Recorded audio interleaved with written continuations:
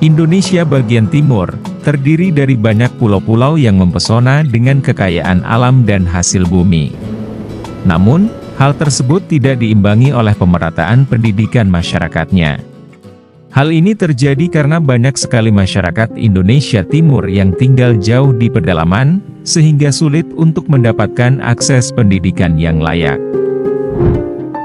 Oleh karena itulah, Yayasan Rumah Junior terpanggil untuk ikut ambil bagian dalam memajukan dan memberikan pendidikan yang layak bagi anak-anak di Indonesia Timur. Inilah yang dilakukan Yayasan Rumah Junior selama ini, dan inilah kondisi rumah-rumah masyarakat, rumah yang sangat sederhana. Dengan Yayasan Rumah Junior, mereka memiliki mimpi yang sangat luar biasa, mereka memiliki cita-cita yang luar biasa. Dan menurut saya, tidak ada anak yang bodoh di Indonesia, hanya saja mereka tidak memiliki kesempatan yang layak.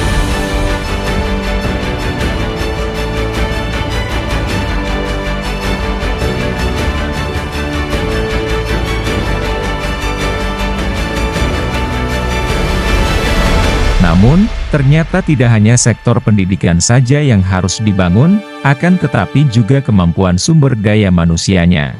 Karena itu, Yayasan Rumah Junior juga aktif berkontribusi terhadap hal ini, dengan memberikan pelatihan-pelatihan keterampilan kepada masyarakat di pedalaman.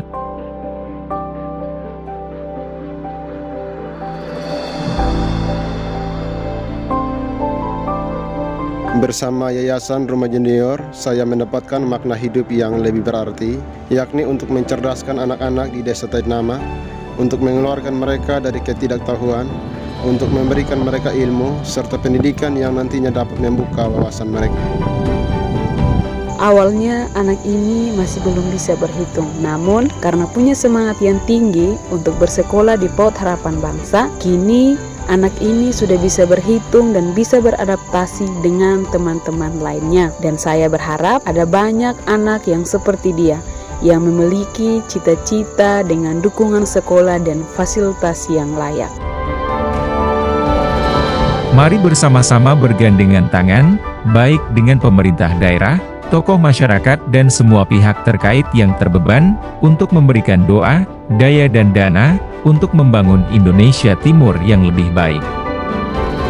Terima kasih sudah berpartisipasi dalam program menuju 100 sekolah di Indonesia Timur. Salam peduli Indonesia.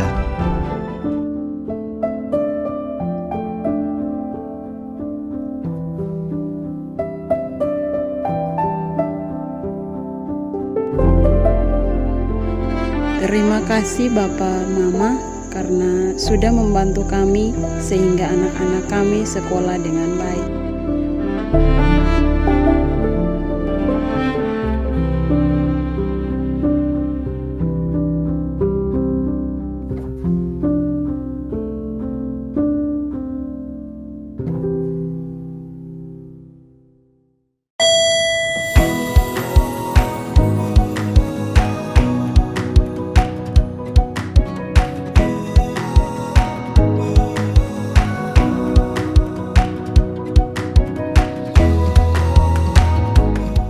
Mazmur 91 ayat 1-16.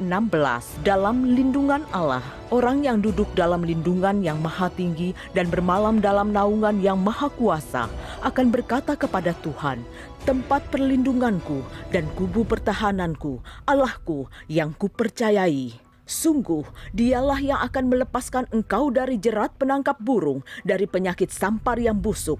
Dengan kepaknya, ia akan menudungi engkau, di bawah sayapnya engkau akan berlindung. Kesetiaannya ialah perisai dan pagar tembok. Engkau tak usah takut terhadap kedahsyatan malam, terhadap panah yang terbang di waktu siang, terhadap penyakit sampar yang berjalan di dalam gelap, terhadap penyakit menular yang mengamuk di waktu petang. Walau 1.000 orang rebah di sisimu dan 10.000 di sebelah kananmu, tetapi itu tidak akan menimpamu. Engkau hanya menontonnya dengan matamu sendiri dan melihat pembalasan terhadap orang-orang fasik. Sebab Tuhan ialah tempat perlindunganmu, yang maha tinggi telah kau buat tempat perteduhanmu. Malapetaka tidak akan menimpa kamu dan tulah tidak akan mendekat kepada kemahmu, sebab malaikat-malaikatnya akan diperintahkannya kepadamu untuk menjaga engkau di segala jalanmu. Mereka akan menantang engkau di atas tangannya supaya kakimu jangan terantuk kepada batu. Singa dan ular kedung akan kau langkahi, engkau akan menginjak anak singa dan ular naga. Sungguh hatinya melekat kepadaku, maka aku akan meluputkannya. Aku akan membentenginya sebab ia mengenal namaku. Bila ia berseru kepadaku, aku akan menjawab. Aku akan menyertai dia dalam kesesakan. Aku akan meluputkannya dan memuliakannya. Dengan panjang umur akan kukenyangkan dia dan akan kuperlihatkan kepadanya keselamatan daripadaku. Pentakosta ketiga adalah pencurahan Roh Kudus yang dahsyat di zaman ini, melebihi yang terjadi di Azusa Street. Pentakosta ketiga akan mengakibatkan penuaian jiwa yang terbesar dan yang terakhir sebelum Tuhan Yesus datang kembali. Pentakosta ketiga akan membangkitkan generasi Yeremia, yaitu anak-anak muda yang dipenuhi Roh Kudus, cinta mati-matian kepada Tuhan Yesus, tidak kompromi terhadap dosa, dan akan bergerak untuk memenangkan jiwa. Pentakosta ketiga lahir di Indonesia yang bergerak ke bangsa-bangsa. Gerakan ini dari timur ke barat dan akan kembali ke Yerusalem. Pentakosta ketiga akan memberikan kuasa untuk menyelesaikan amanat agung Tuhan Yesus, dan setelah itu Tuhan Yesus datang kembali. Shalom saudara, pada VOP kali ini kita akan membahas mengenai prophetic integrity. Sebelum kita membahas mengenai hal tersebut, saya ingin menceritakan sebuah kisah kepada Anda. Pada tahun 1992, negara Korea Selatan pernah dihebohkan dengan sebuah aliran gereja sesat yang mempercayai bahwa Tuhan Yesus akan mengangkat jemaatnya pada tanggal 28 Oktober 1992. Ini mengakibatkan seluruh jemaat dari gereja ini yang berjumlah lebih dari 150.000 orang menjual semua harta miliknya dan mendonasikannya kepada gereja tersebut. Namun tentu saja, pada tanggal itu Tuhan Yesus tidak pernah menjemput mereka. Akibatnya, banyak dari jemaat gereja itu stres dan kejadian ini menjadi krisis sosial terbesar di Korea Selatan saat itu. Peristiwa tersebut merupakan salah satu dari banyak kasus yang serupa, di mana seseorang mengaku sebagai nabi dan mengeluarkan pernyataan yang diklaim sebagai pesan dari Roh Kudus atau Allah sendiri. Ditambah dengan berkembangnya teknologi informasi seperti sekarang ini, kasus serupa semakin banyak kita temui, baik di media sosial atau internet. Mereka yang mengaku sebagai nabi atau mendapatkan karunia kenabian mengeluarkan pernyataan atau nubuatan tanpa pertanggungjawaban yang jelas dan tidak teruji tanpa memikirkan dampak negatif dari pernyataan tersebut. Tidak sedikit dari mereka juga melakukan hal tersebut untuk mendapatkan keuntungan pribadi, baik untuk mendapatkan dukungan, kekuasaan, atau keuntungan finansial. Padahal, dalam keadaan apapun, seorang nabi atau mereka yang bergerak di dalam pelayanan kenabian tidak boleh memungut biaya apapun untuk menyampaikan pesan kenabian. Kasus-kasus seperti ini masih banyak terjadi. Salah satunya juga dikarenakan adanya kesalahpahaman tentang pelayanan kenabian dan nubuatan. Beberapa orang percaya masih mempunyai pemahaman bahwa para nabi berfungsi sebagai peramal, sehingga seringkali mereka diminta untuk memuaskan keingintahuan orang tentang masa depan. Dengan pemahaman yang salah seperti ini, banyak dari orang percaya menempatkan pelayanan kenabian dan nubuatan di posisi yang lebih tinggi, sehingga mereka dengan sukarela patuh secara seutuhnya dengan perkataan oknum-oknum nabi tersebut. Kesalahpahaman ini membuat banyak terjadi manipulasi. Maka dari itu, kita sebagai orang percaya harus mempunyai pemahaman yang benar mengenai karunia kenabian dan nubuatan. Rasul Paulus di dalam 1 Korintus pasal yang ke-14 ayat yang pertama mendorong setiap orang percaya untuk mendapatkan karunia-karunia Roh Kudus, terutama karunia bernubuat. Oleh karena itu, gereja dan komunitas di dalamnya harus menciptakan sebuah lingkungan di mana karunia nubuat dapat berkembang.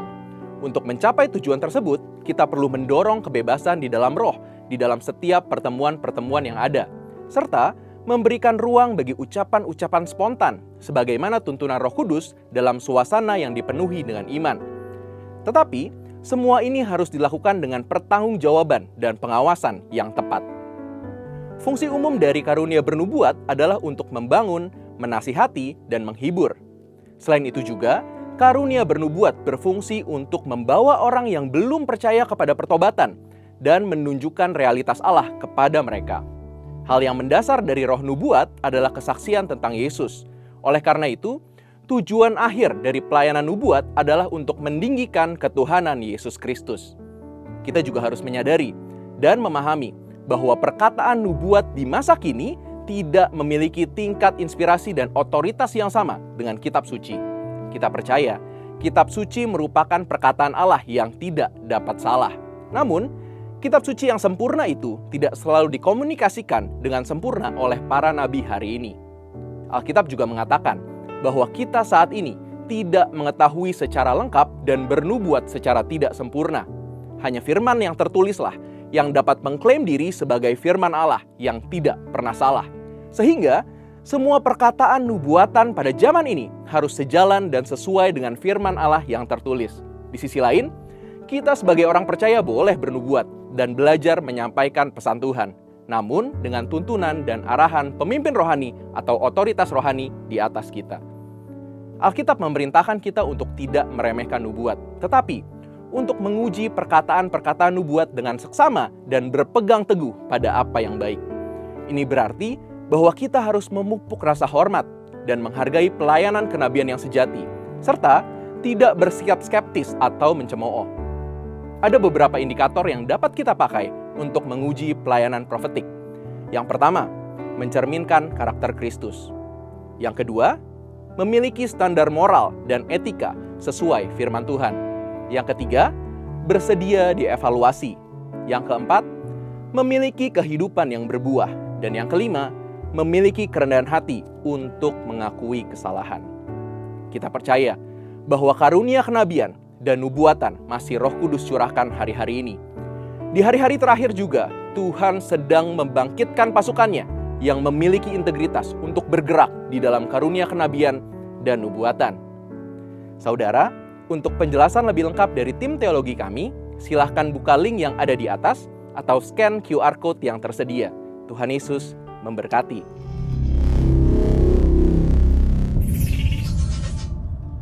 Dan untuk mengucap syukur untuk 1 minggu yang boleh kami lewati. Kami tahu bahwa itu semua hanya karena kebaikan Tuhan di dalam kehidupan kami. Kiranya setiap pujian dan penyembahan manis Kau dengar Tuhan siang hari ini, datang dari tempat ini. Terima kasih Tuhan Yesus.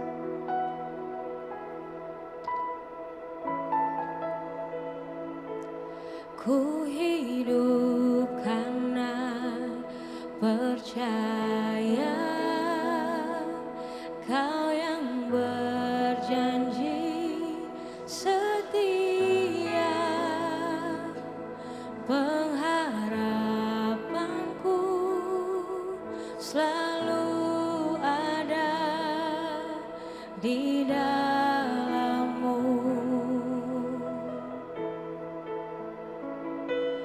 Ku tidak akan menyerah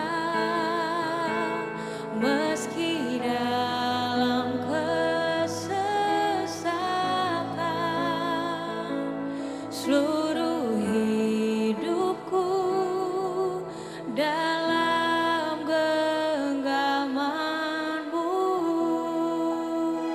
Sama-sama angkat tanganmu dan katakan, aku punya Tuhan yang besar, yang telah berjanji dan sanggup menggenapi. Imanku bersepakat percaya kuasa-Nya. Ku terima sekarang kemenangan dari-Mu. Mari kasih tepuk tangan buat Tuhan. Haleluya, sama-sama nyanyikan. Ku hidup karena percaya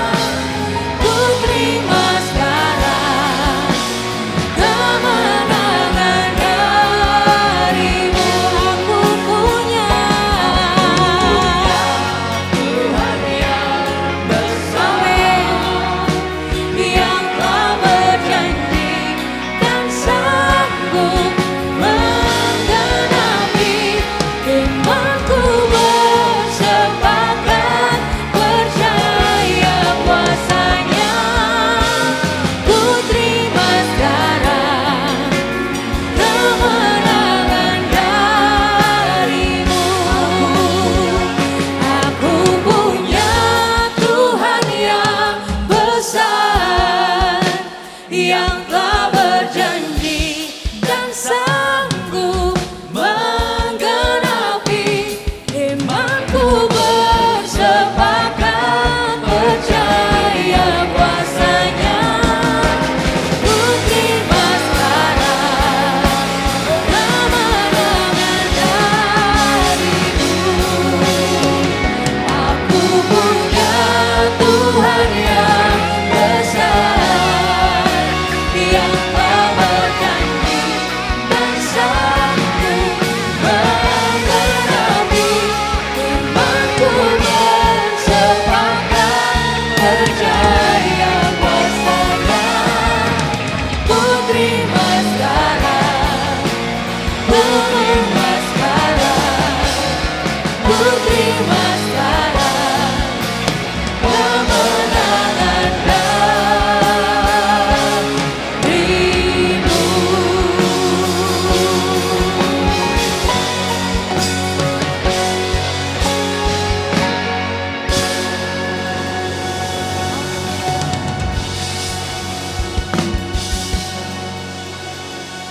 Saya memanggil nama anak Nikola Sanjaya bersama nama ayah Eng Jun Chan dan nama ibu Lai Jan Kim. Silakan duduk, pemusik semua, penari. Mari kita angkat tangan kita mendukung kedua orang tua ini. Tuhan, aku berdoa nama anak Nikola Sanjaya. Hari ini dia diserahkan dengan iman kedua orang tuanya, Bapak Eng Jun Han dan Ibu Lai Jan Kim. Aku berdoa Tuhan, mata Tuhan tertuju pada anak ini Tuhan. Engkau menjaga di usia kecilnya dan Engkau menemuinya ketika dia masih bayi Tuhan. Ada kuasa dalam darah Yesus atas mulut dan hidupnya. Engkau yang menjagai kesehatan dan keluar masuknya, termasuk orang tuanya, pekerjaannya, Engkau yang menjagai. Aku meneraikan di dalam nama Yesus. Firman Tuhan buat Bapak hari ini. Aku melihat seperti roda kehidupan, roda yang berputar, tapi roda ini turun di bawah, tidak pernah naik. Engkau seolah-olah terus di bawah dan terus terpuruk ke bawah. Engkau tidak tahu lagi roda ini harus naik ke atas bagaimana. Dan dengan firman Tuhan hari ini aku memeteraikan firman ini. Tuhan, roda itu yang ada di bawah, biar roh Tuhan memutar kembali naik ke atas. Jadikan dia kepala bukan ekor. Jadikan segala sesuatu yang dia buat dalam rencana Tuhan. Begitu juga Tuhan istrinya Tuhan, aku berdoa Tuhan ada kekuatan yang baru, ada kemenangan yang baru. Dan aku melepaskan setiap intimidasi, ketakutan, kekhawatiran di dalam dirinya. Sehingga dia bisa keluar dari rasa yang tidak membuat dia maju. Dan aku berdoa segala pekerjaannya, biar penyertaan Tuhan atas hidupnya, aku meteraikan di dalam nama Yesus. Amin.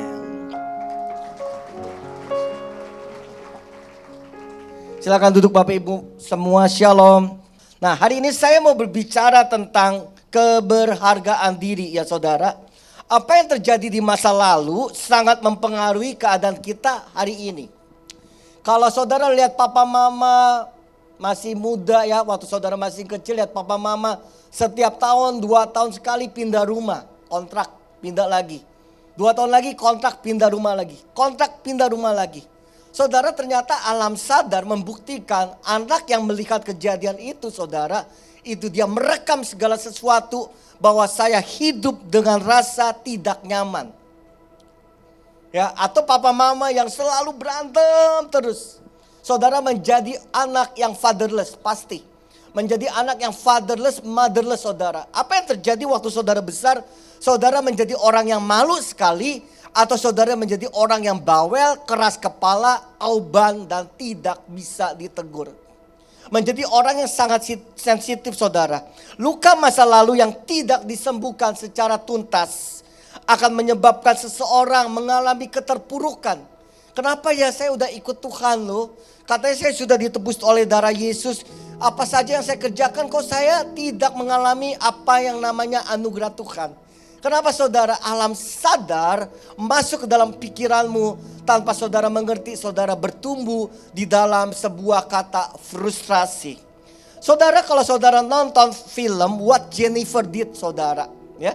What Jennifer Did itu, saudara, seorang anak yang pinter luar biasa, tapi papa mamanya itu menghancurkan karir, pembulian, jiwanya dihancurkan oleh kata-kata kasar. Anak ini tidak boleh dapat nilai yang 7, 6 apalagi, saudara. Nilainya mesti di atas 8 ke atas, saudara. Ketika nilainya 7, saudara, mamanya akan memaksa Jennifer untuk tambah les lagi. Karena kurang puas, saudara. Mamanya akan push lagi dan berkata, kamu ini bodoh, kamu ini gak bisa, kamu ini gak mampu. Padahal anak ini anak yang smart, luar biasa, jenius, saudara. Nah, beranjak dewasa, saudara, Jennifer itu tidak punya waktu bermain, saudara. Tidak punya waktu sebagai anak remaja, tidak punya waktu untuk ke mall, tidak seperti anak-anak yang lain-lain, saudara. Anak ini hanya ada di dalam rumah dikurung karena apa, saudara? Karena kemauan dari mamanya, anak saya harus berprestasi supaya dihargai. Tujuannya bagus, tetapi praktek lapangannya nyata sangatlah menghancurkan hati Jennifer. Jennifer beranjak dewasa, saudara, dia punya kekasih, dia punya pacar. Ketahuan sama mamanya, diomelin, disuruh putus. Saudara, Jennifer ini, saudara, seperti mengumpulkan petasan cabai. Saudara dilempar petasan cabai, apa yang terjadi? Ya gak apa-apa. Petasan kecil kok. Tetapi kalau petasan itu dikumpulkan, semakin hari, bertahun-tahun dikumpulkan, jadi bom juga, saudara. Dan satu saat Jennifer merasa letih, capek, sebel banget sama mamanya. Dia bilang sama pacarnya, gue udah benci sama mama gue. Gue mau bunuh. Mau bantu gak? Karena cinta ya. Semua tuh karena cinta. Ya udah ikutlah pembunuhan berantai berencana. Mamanya dibunuh mati, saudara. Yang mengungkap ini siapa? Papanya, saudara. Mamanya kemana? Istrinya kemana? Hilang, saudara. Saudara bisa nonton di Netflix, saudara. Dan akhirnya ketangkap, akhirnya kebongkar FBI. Jennifer masuk dalam penjara dalam waktu yang sangat lama sekali. Akibat siapa? Akibat arogansi, akibat jiwa yang belum sembuh, akibat luka masa lalu memaksa dari generasi ke generasi supaya bisa diterima. Saudara, Bapa yang baik, yang sempurna, ya. Tidak ada Bapa yang sempurna, hanya Tuhan Yesus. Tapi Bapa yang rata-rata selalu menyediakan kebutuhan anaknya. Bapa yang baik selalu mempersiapkan masa depan anaknya. Bapa yang baik selalu memberikan kasih sayang yang terbaik tanpa syarat apapun. Bapa tetap memberikan yang terbaik walaupun anak-anak, saudara dan saya suka melanggar. Tetapi papa mama pasti menyediakan yang terbaik. Kado, sekolah, masa depan yang terbaik. Balik lagi, ada yang caranya kasar, ada yang caranya memaksa, ada yang otoriter, ada yang bijaksana. Hari ini kita mau belajar tentang itu, saudara. Saudara, dunia memaksa kita untuk tampil sempurna. Dunia memaksa kita untuk tampil kaya, populer, cantik, ganteng, terkenal. Bahkan orang tua dan keluarga kita pun menuntut hal tersebut tanpa kita sadari. Berapa banyak dari saudara orang tua yang selalu kalau ngomong sama anaknya bilang gini, ayo lipat tangannya, kita berdoa supaya disayang Tuhan. Jadi kita berdoa karena ada tuntutan supaya disayang Tuhan, kita lipat tangan dan tutup mata kita. Tidak ada firman sama sekali berdoa itu lipat tangan dan tutup mata, nggak ada. Hanya sebuah liturgi gereja yang mengajarkan kalau lipat tangan dan tutup mata secara alam sadar, psikologis kita fokus. Betul, saudara. Ayo kasih persembahan buat Tuhan supaya Tuhan sayang sama saudara. Ayo nilai kamu kalau nanti tahun ini juaranya juara 5, kamu kan biasa juara 30 dari 28 anak. Ngerti ya? Jadi waduh saking terbelakang ya saudara, muridnya 28, dia juaranya 30 gitu ya. Saudara, saking pengen anak kita berprestasi, kita menuntut dengan cara halus. Kalau kamu juara 5, juara 3 atau juara 1, tahun ini papa kasih sepeda. Akhirnya anak saudara berusaha demi pertukaran keuangan. Saudara dengar baik-baik, Yesus bukan ahli perdagangan. Yesus lagi bukan buka toko di Glodok, bertransaksi sama kita. Orang dunia, gereja mengajarkan kita bayar perpuluhan supaya hidupmu bahagia. Enggak juga saudara, gereja ini tidak pernah ngajarin itu. Saudara, semuanya atas dasar kesadaran. Kenapa saya mau memberi, kenapa saya mau ke gereja, kenapa saya mau kasih persembahan. Semuanya harus ada dasar kesadaran. Kenapa? Supaya saudara mengerti, saya sudah diberkati bukan karena saya rajin ke gereja. Saya sudah diberkati bukan karena saya bayar perpuluhan. Saya datang ke gereja bukan karena ABCD, tetapi memang Tuhan sudah sayang sebelum saya berpikir untuk mencintai Tuhan.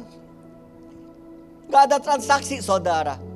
Bapak yang baik tidak ada pernah membuat transaksi supaya anak-anak yang mencapai prestasi. Orang tua boleh kasih ajaran, yuk nanti kalau ku sekolah akan begini. Jangan diajarkan untuk tapi kalau kamu mau dapat sepeda, kamu mau dapat permen, kamu mau dapat ini, harus begini.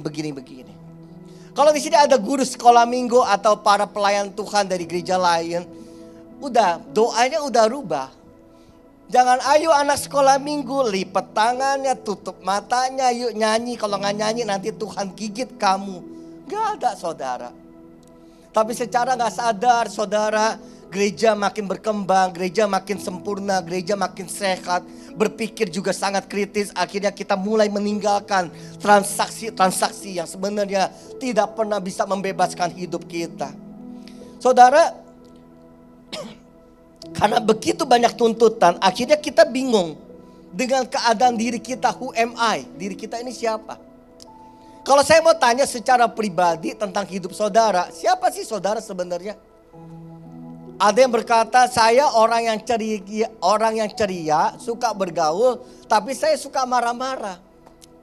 Saya orang yang frustrasi. Saya suka sekali mengakhiri hidup. Kenapa ya hidup ini gak adil? Selalu berargumentasi, selalu meremehkan diri sendiri, selalu melecehkan diri sendiri. Karena apa saudara? Karena kita selalu banyak tuntutan. Berapa banyak dari saudara dari pagi kita sudah dituntut untuk berkendara dengan baik. Kalau enggak ditabrak, kalau enggak ditangkap polisi. Ya itu baik saudara. Tetapi karena dari kecil kita mengalami tuntutan dan intimidasi, akhirnya hidup kita menjadi orang yang sangat-sangat tertekan saudara. Khawatir akan penampilan saya. Kenapa? Kalau saya gak tampil baik, nanti orang gak puji saya dong. Ada ibu-ibu yang di sini pergi ke kondangan, dia mesti ke salon dulu. Yang paling ribet pernikahan, yang ribet siapa? Istri kita ya.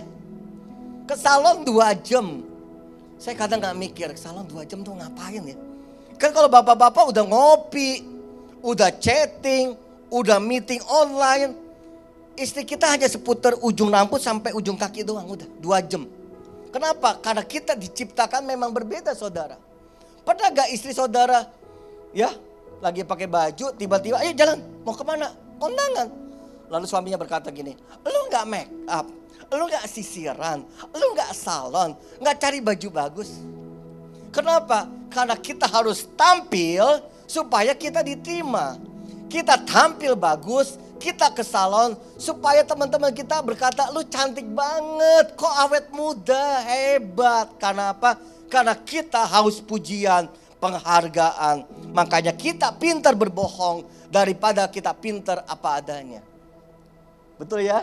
Kayak hari ini, ya kan saya mesti rapi saudara. Karena kan muka saya masuk online.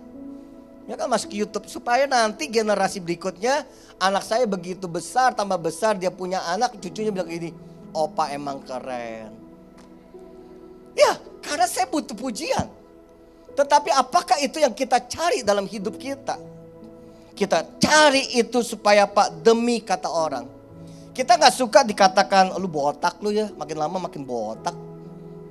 Makin lama kok makin gemuk sih. Makin lama kulit lu makin gelap, makin lama hidungnya lu kok makin padat ya, gempal hidung lu gitu ya. Kita gak mau dikatakan botak, jenong, mata sipit, mata kubil, jelek, minder, miskin. Makanya kita berusaha, kita operasi plastik, kita filler, kita rubah mata, bibir, hidung dengan tujuan diterima orang lain. Operasi plastik salah gak? Gak salah saudara. Dia mempercantik hidup saudara kok, gak salah. Tetapi kalau saudara terus dituntut, saudara operasi plastik karena kata orang, saudara menjadi budak kecantikan. Dan setiap tahun perubahan zaman demi zaman, fashion demi fashion akan berubah. Saudara tetap jadi budaknya dia. Gak masalah saudara cantik, tetapi motivasi cantik itu dasarnya apa? Karena saudara mau dipuji, supaya diterima, supaya dihargai. Itu jadi masalah. Karena hidupmu sudah bermasalah di alam yang tidak saudara sadari. Tanam rambutnya gak masalah. Teman-teman udah pakai Rolex, masa gua pakai Seiko sih? Aku beli Rolex leh. Harga Rolex yang termurah sekarang 178 juta. Submarine warna hitam. Hafal ya? Hafal. Punya gak? Gak punya saya. Apakah saya tetap berharga? Oh, saya tetap berharga saudara. Saya bisa pakai jam tangan merek Brun. Tahu kan Brun? Ada saudara di Gajah Mada dulu toko sebelum Covid. Desainnya bagus by Itali, Eropa. Kalau saya pakai karena warnanya pink, untuk warna laki-lakinya pinknya beda. Saya pakai, orang berkata, Pastor, waduh ganti jam lagi ya. G-Shock ya, limited edition ya. 6 juta tuh, enggak 110 ribu. Sampai hari ini saya pakai, enggak mati-mati loh. Sampai saya menunggu ini kenapa enggak mati ya. Udah lama enggak mati. Apakah dengan harga 110 ribu hidup saya merasa terhina? Tidak. Hidup saya merasa berharga, sangat berharga. Karena hidup saya sudah ditebus, sudah disempurnakan oleh darah Kristus sebelum saya menyempurnakan diri saya. Jadi kalau saudara beli Rolex demi teman-teman, beli jam, beli tas demi teman-teman supaya dipuji, saudara lagi punya masalah dalam diri saudara. Rolexnya mah gak masalah. Waduh, Rolex gak apa-apa, yang penting gue pakai Rolex deh, beli KW1 yang 5 juta. Rolex kan detiknya dari kiri ke kanan. Karena KW1 5 juta dari kanan ke kiri detiknya. Yang penting apa? Rolex. Jadi kita berlomba-lomba paksa diri kita ngumpulin uang demi tas yang 20 juta. 30 juta, bahkan ratusan juta. Saya kadang gak mikir ya. Bukan saya berarti gak mampu beli, saya mampu beli. Tapi kalau cuma beli tas yang logonya LV 90 juta ke atas, saya mikir lebih baik itu uang saya kasih ke kampung supaya mereka satu kampung bisa makan buat 1 bulan. Saya bisa gak beli jemaah? Bisa, percaya deh sama saya, bisa. Cuman saya gak mau. Karena hidup saya bukan ditentukan oleh barang branded. Hidup saya sudah ditentukan karena saya dahsyat, ajaib, memang berharga karena Tuhan yang bicara buat hidup saya. Nah saudara juga mesti begitu, anak muda. Jangan jadi sultan yang mendadak, tiba-tiba jadi Crazy Rich Jakarta, Crazy Rich Jembatan 5, Crazy Rich Kerendang. Kayaknya gak ada yang syuting juga ya gitu ya. Crazy Rich mana Kerendang, gang setan, udah gak ada yang syuting saudara. Ya kan sekarang kita lihat anak muda gila banget ya. Ada Lamborghini. Kita untuk berpikir ke situ aja perlu kerja keras. Karena apa? Karena mereka hidup dalam topeng. Menggunakan topeng hanya satu, pujian. Kalau saudara cuma ngikut begitu, botak buat saya gak berarti. Tapi ada orang yang sangat berarti kalau botak. Sebentar lagi saya juga habis nih kepala. Tapi kan saya punya nilai. Saya kan ciptaan Tuhan. Saya mahakarya Tuhan. Bentar lagi botaknya juga gak apa-apa. Jangan di facelift juga kali ya. Aneh kan, ntar kayak ketarik semua gitu ya. Nah saudara, akhirnya supaya diterima orang lain, yaitu yang tadi kita lakukan semua itu. Kita sebenarnya sedang menghukum diri kita sendiri. Memaksa diri agar terlihat hebat, berharga. Akhirnya, mari baca bersama-sama 1, 2, 3. Banyak orang hidup gengsi, rasa malu, serta terus membanding-bandingkan diri dengan orang lain. Kita memberhalakan, kita kejar uang yang banyak. Supaya apa? Saya berharga. Kita kejar prestasinya. Supaya apa? Papa mama sayang sama saya. Kita kejar supaya kita viral. Supaya apa? Teman-teman berkata, wih gila, lu keren bro, sis keren. Padahal Tuhan berkata, gak perlu seperti itu. Karena aku menerima engkau sebagai biji mataku apa adanya. Bahkan kita di hadapan Tuhan berusaha hidup baik. Berusaha hidup kudus. Berusaha hidup intim sama Tuhan. Berusaha, padahal usaha kita semua gagal udah. Udah, usaha saudara gagal, udah gagal udah. Jadi jangan rajin ke gereja supaya saudara disayang Tuhan. Tuhan sudah sayang saudara sebelum saudara melangkahkan kaki ke gereja ini. Amin saudara, kita balik ya, segala sesuatu kita balik. Tuhan sudah sayang terlebih dahulu sebelum saudara berencana mengoperasi diri saudara. Tuhan sudah, kenapa kita gak dengerin kata Tuhan?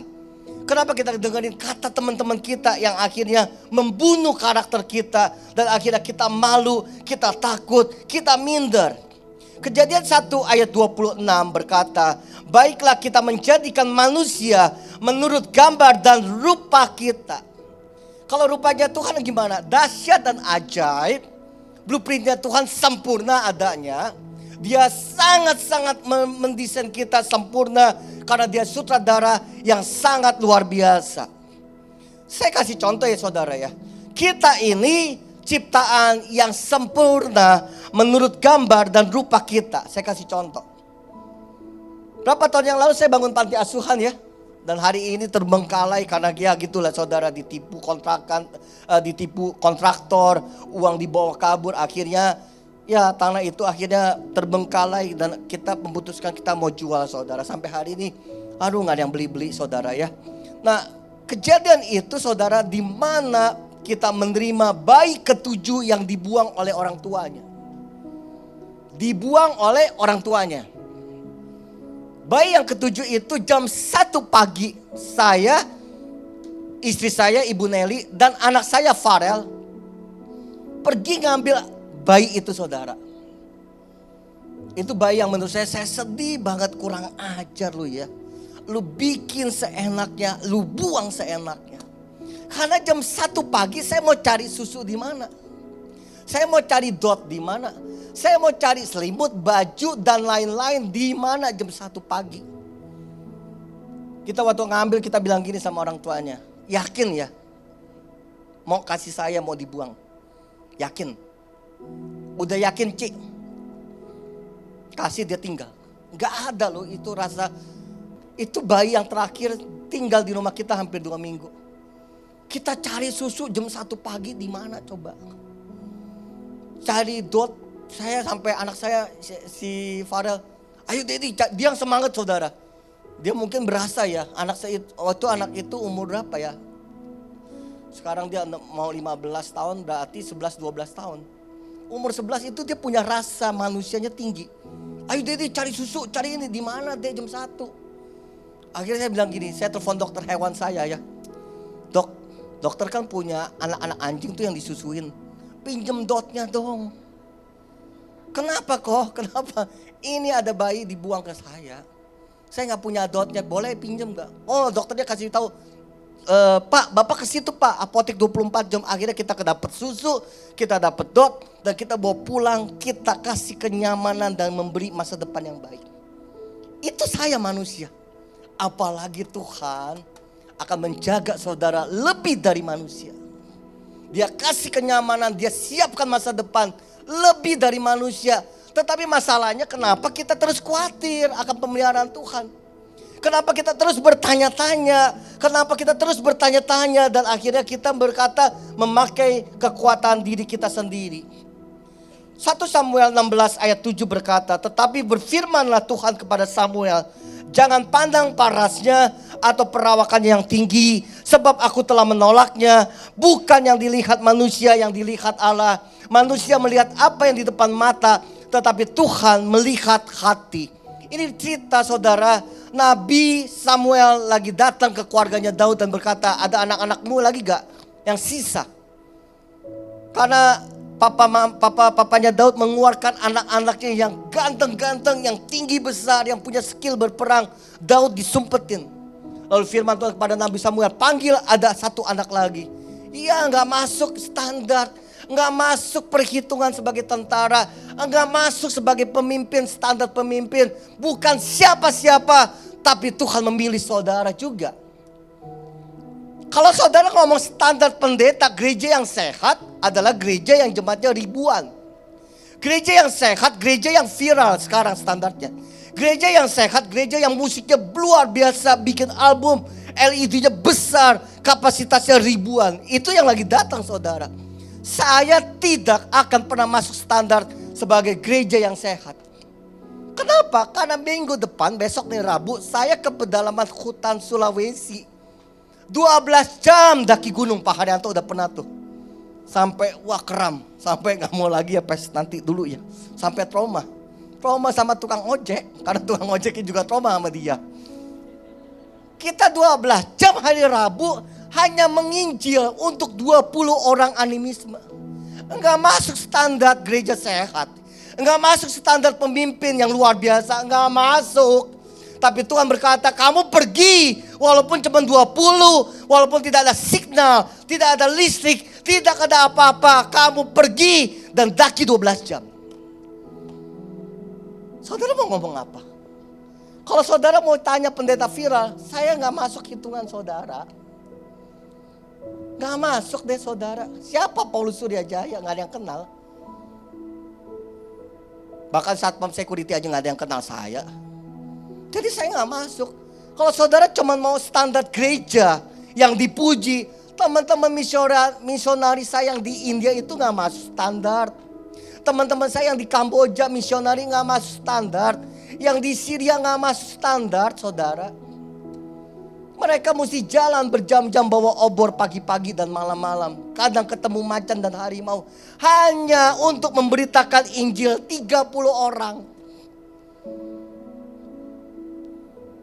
Kalau mau secara jasmani, pendeta diberkati secara jasmani. Mobilnya Alphard. Jalan-jalan bolak-balik di luar negeri. Diundang bangsa-bangsa. Ini gak masuk, diundang di pedalaman demi pedalaman. Gak masuk. Tapi Tuhan bilang gini, aku masukkan kamu dalam hitunganku. Walaupun orang tidak melihat kamu Paulus, tetapi kamu masuk hitungan dalam kerajaanku. Mari kita tepuk tangan buat Tuhan. Jadi kalau saudara cari standar pencapaian prestasi, saudara akan marah, saudara akan maki-maki Tuhan. Karena Yesus tidak fokus dengan apa yang saudara punya. Dia fokus dengan apa yang ada di hati saudara. Dia menerima diri saudara apa adanya. Dari dosa, dari lembah sampah, dari ikatan. Dia angkat saudara menjadi anak kesayangannya tanpa transaksi apapun. Ngerti ya saudara? Jadi saudara mesti berpikir, walaupun saudara mau dibuang, diaborsi, dikasih minuman, makanan, obat yang beracun untuk dibunuh, tetapi saudara lahir, saudara punya blueprintnya Tuhan yang sangat luar biasa. David Gibiner dalam bukunya The Presence of Being Yourself mengatakan, saat kita menjadi serupa dengan Kristus, media boleh tampilkan. Saat kita menjadi serupa dengan Kristus, maka kita akan menjadi semakin unik sebagai diri kita yang sejati. Kalau kita serupa dengan Kristus, mari kita punya waktu mengalami Tuhan secara pribadi. Semakin saudara mencari Tuhan, bukan di gereja, di rumahmu sendiri. Konsisten berdua saja sama Tuhan. Kasih waktu duduk diam sama Tuhan. Makin rajin ke gereja, tidak ada perubahan apapun. Makin rajin melayani di gereja, tidak ada pertumbuhan iman sama sekali. Survei Barna Institusi, Bilangan Center sudah mensurvei 55% orang pindah dari gereja 1, ke 2, ke 3, ke 4, termasuk saudara. Sebelum ke sini saudara pindah gereja dari mana? Mungkin ini gereja ketiga saudara yang saudara pindahin. Mungkin abis ini karena gerejanya liftnya begini-begini aja, MRT-nya begini-begini aja, saudara akan cari gereja yang keempat, 5, 6. Kenapa? Imanmu tidak bertumbuh sama sekali. Makanya masalah lift saudara pergi, masalah MRT saudara pergi, masalah jalur keluar terlalu lama saudara pergi. Kenapa? Karena imanmu tidak ada. Betul gak saudara? Tapi kalau saudara mengalami Tuhan, saudara pergi ke gereja yang panas yang luar biasa, saudara bisa ketemu Tuhan. Ya tapi juga penting juga ada AC. Tapi hidup kita tidak dipengaruhi oleh prestasi, uang, ketenaran. Apapun tidak bisa merubah hidup kita. Orang suka tanya sama saya, kenapa gak pelayanan di bangsa-bangsa? Saya selalu jawab, karena Tuhan gak pernah suruh saya untuk pergi ke sana. Udah gitu aja. Pastor suka ya ke pedalaman. Pertama-tama suka, lama-lama nyebelin. Besok ini saudara pergi 5 jam naik pesawat, nyampe 5 jam naik kapal laut, nyampe 3 jam naik mobil. Oh enggak, mobil 10 jam. 3 jam naik mobil, sisanya 12 jam daki gunung. Enak gak pelayanan kayak gitu? Pertama-tama masih semangat. Tapi kalau terus menerus, api saudara padam juga. Tapi karena saya mengalami Tuhan pribadi, berdua di kamar, bukan di gereja. Bukan berarti di gereja ini juga gak ada hadirat Tuhan. Ada juga, tapi sebaiknya saudara punya pengalaman yang unik bersama Tuhan supaya saudara menjadi serupa dengan Kristus sehingga hidup saudara menjadi pribadi yang sejati. Aku berharga, mari kita baca bersama. Pemusik boleh maju. Ayo boleh maju. Aku berharga nomor 1 kenapa? Karena saudara buatan Allah dan diciptakan menurut gambar dan rupanya Allah. Efesus 2 ayat 10 saudara. Aku berharga karena Allah sudah memelihara mengasihi saya sebagai biji mata Allah. Karena kejadian saya dahsyat dan ajaib, kita berharga dimuliakan karena Tuhan. Allah sudah mengasihi kita tanpa syarat apapun.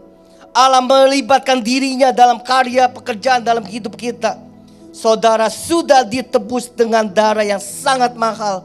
Makanya kalau saudara sudah ditebus, sudah diberkati, saudara punya kesadaran untuk bersaksi, kesadaran untuk memberkati gereja, kesadaran untuk menginjil, kesadaran untuk memberi tanpa hitung-hitungan lagi. Karena apa? Sadar. Orang yang gak sadar saudara, ya karena dia belum bertemu atau dia belum ditemui oleh Tuhan. Karena sadar saudara dengan apa? Sekuat tenaga masuk ke Gajah Mada. Dengan lift yang sangat panjang, dengan lift yang ngantri, lift yang macet, MRT yang aduh kacau banget. Saya kalau ke gereja tuh Tuhan Gajah Mada kenapa kayak gini? Ya udah mau apa lagi? Nanti ada masanya kan MRT selesai, lift bagus. Ya saya bersyukur juga. Saya tutup dengan ini ya. Tuhan sudah memberkati kita. Pasti gak percaya gak? Amin, percaya gak saudara? Ya oke, ada yang amin ada yang enggak. Tapi kenapa sih Tuhan bilang sudah memberkati kita? Kenapa hidup kita begini-begini saja? Saya kasih ilustrasi sebagai penutup. Di klaster rumah saya di Citra 6 saudara, depan itu ada kopi, semua jenis kopi ada saudara. Salah satunya Tomorrow. Saya ngopi, tiba-tiba ada mbaknya lagi pakai masker. Saya bilang gini, Mbak mau sekolah gak? Mau, saya kuliahin ya. Yang benar Pak, benar. Saya keluarkan kartu nama yayasan saya. Kalau Mbak berminat hubungin saya besok kuliahkan. Saudara tahu responnya yang membuat saya kaget. Saya pikir dia telepon saya. Ini saya mau kuliahin loh, bener-bener saya mau kuliahin. Jadi anak-anak saya tahu lah, istri saya kalau ke jalan tiba-tiba Tuhan ngomong, panggil anak itu, sekolahin. Kamu mau sekolah gak dek? Mau om.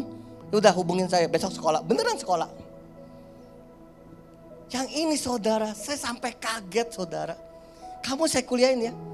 Ini bener om, bener. Saya tungguin, kok nggak telepon, kok nggak chatting, kok nggak nanya. Sampai besoknya saya datang lagi. Kamu nggak mau kuliah? Iya, gimana ya om? Om ada kerjaan baru gak? Hah, kerjaan? Kenapa? Saya mau pindah kerja. Lihat ya. Orang tuh sudah berkati, udah jamin kamu kuliah, cari kuliah ntar saya kirim. Saya bayarin sampai lulus. Responnya apa? Menolak. Ada yang responnya integritasnya gak punya, membohong. Udah ditolongin, dikasih HP, dikasih tempat tidur, bohongin. Itu yang kita umumin nih, hati-hati atas nama saya. Ini saya atas nama pastor nih, minta sumbangan, tolong ditransfer. Atas nama gereja, atas nama yayasan, itu orangnya. Jadi ada begitu banyak tipe orang yang diberkati tetapi menolak berkat, bahkan menghancurkan berkatnya sendiri karena tidak punya integritas hidup. Sampai saya datang lagi besok hari ketiga, hari keempat.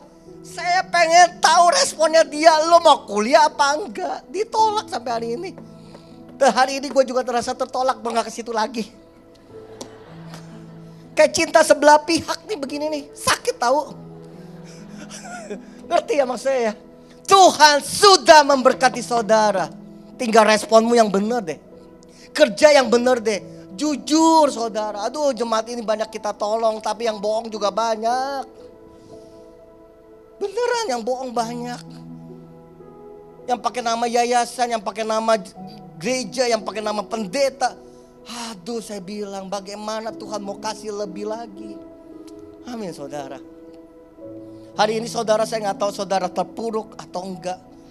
Saudara ngalami peristiwa apa yang membuat saudara minder, khawatir, jangan kejar prestasinya. Tuhan sudah memuji, Tuhan sudah sayang tanpa transaksi apapun. Biar berkat kasih karunia dari Allah Bapa, Yesus Kristus dan Roh Kudus menyertai kami. Tuhan, kami menjadi manusia baru, manusia yang diterima karena Engkau sudah menerima kami terlebih dahulu sebelum kami menerima dirimu. Oleh karena itu, di dalam nama Yesus, semua yang percaya berkata, amin.